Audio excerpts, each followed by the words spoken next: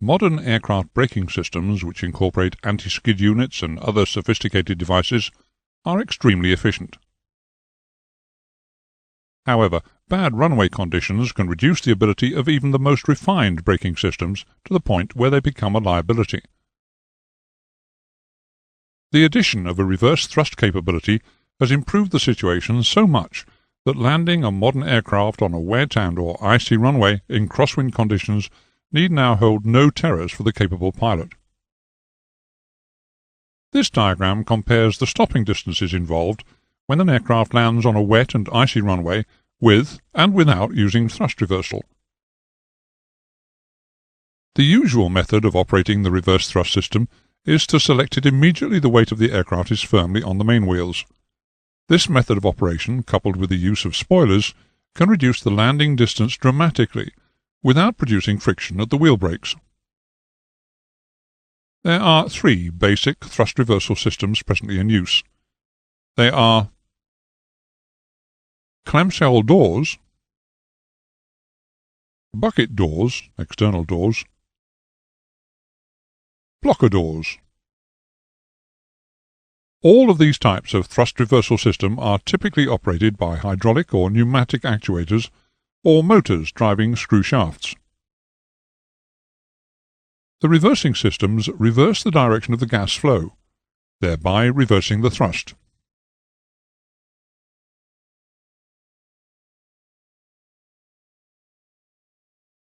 The name clamshell has been applied to this system of reverse thrust because of the shape of the reverser doors, which resembles that of a clamshell.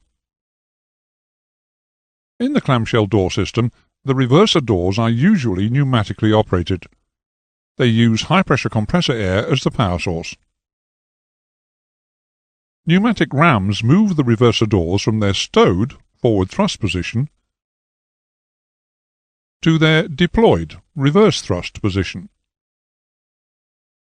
In their stowed position, the clamshell doors cover cascade vanes, which are revealed when the doors move to the deployed state. While they are deployed, the clamshell doors shut off the normal exhaust gas exit, forcing the gas to escape through the cascade vanes in a forward direction, so that the forward motion of the aircraft is opposed by the reverse thrust thus generated. The lower cascade vanes are aiming the exhaust mainly in a forward direction, but they are angled so that the exhaust has an outboard angular component as well. This outboard angular component minimizes the chances of debris and hot gases being re-ingested into the engine intake during the use of reverse thrust.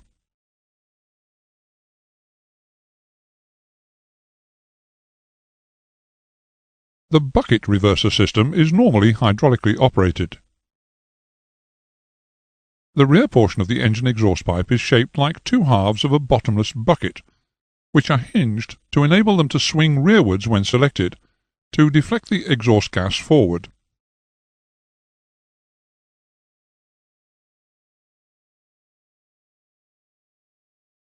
The cold stream reverser, or blocker system, is only used on high bypass ratio fanjet engines.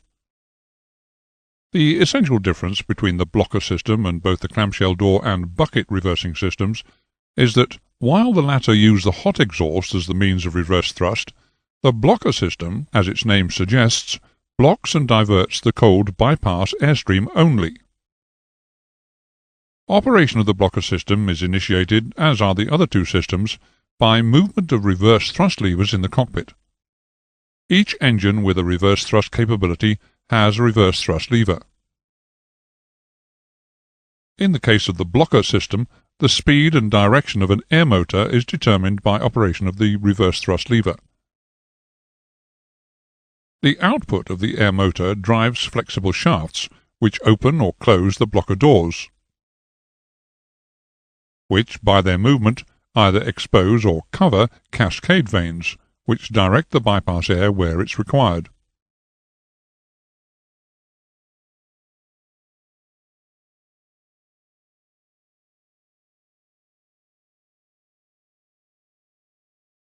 In order that the pilot may have information regarding the position of the reverser doors, some form of warning is fitted.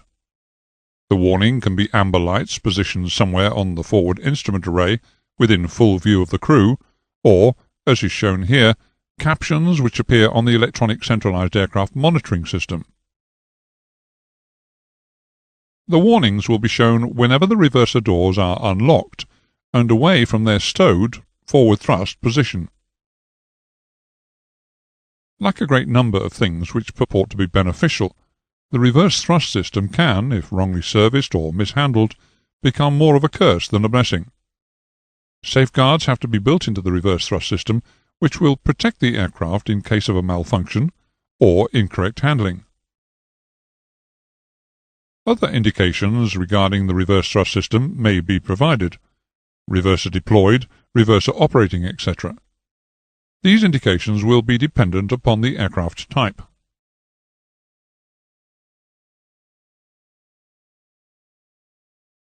There are 5 safeguards built into the selection of reverse thrust.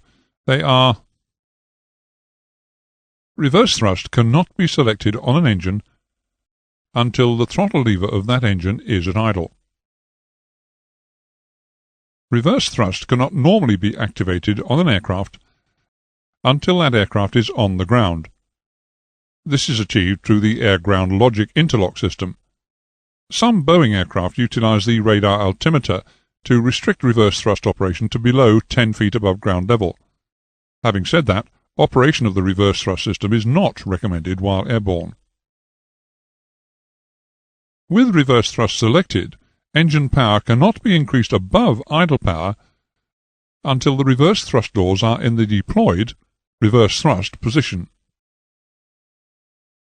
If, while forward thrust is selected, the reverser doors inadvertently move to the deployed reverse thrust position, the throttle will automatically close to idle. If, while reverse thrust is selected, the reverser doors inadvertently move to the stowed forward thrust position, the reverse thrust lever will automatically go to the reverser deploy position.